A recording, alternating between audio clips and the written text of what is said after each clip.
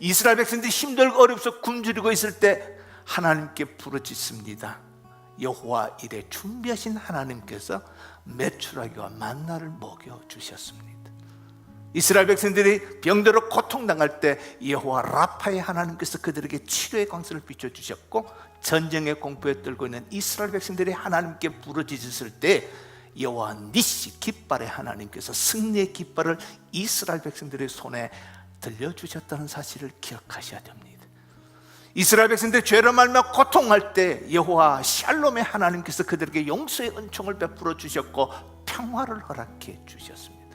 여호와 이름을 그렇게 불러라고 우리에게 주신 이름이라는 사실을 놓치시면 결코 안 됩니다. 그런 면에서 여호와 이름은 이스라엘 백성들, 특별히 하나님의 백성인 저와 여러분에게는 기업이요 재산인 줄 믿습니다. 그 이름 안에 모든 능력과 하나님의 보화가 열리는 축복의 통로가 되기 때문에 땅에 있는 물질이 기업이 아니고 하나님의 이름의 권세가 우리의 기업이 되는 줄 믿습니다. 하나님께서 여호와 이름 우리에게 부르도록 주셨는데, 문제는 아무렇게나 욕되게 쓰면 안 된다는 이야기죠. 근데 유감스럽게도 여호와 이름을 망령되이 일컫는 사람들이 참 많습니다. 소위 영어권에 사는 사람들이 가시라는 말과 지저스라는 말을 욕으로 사용하는 어리석은 무리들이 참 많습니다. 그들은 하나님의 이름이 얼마나 거룩하고 능력의 하나님인 줄 몰라서 그렇습니다. 더 슬픈 것은 예수를 믿는다는 사람들이 하나님의 이름을 함부로 대하고 오용하는 사람들이 있다는 것이 참 마음이 슬픕니다. 두 가지 경우입니다.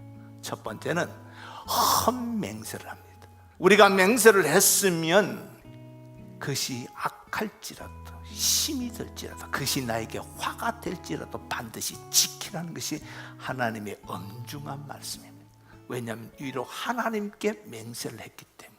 또 한 가지 여호와 이름을 부르지 않는 것도 또 하나의 망령되 일컫는 겁니다.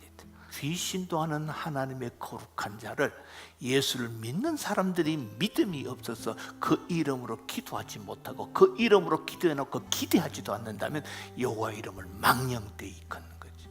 기도하지 않는 것도 죄고 기도해놓고 믿지 않는 것도 죄요.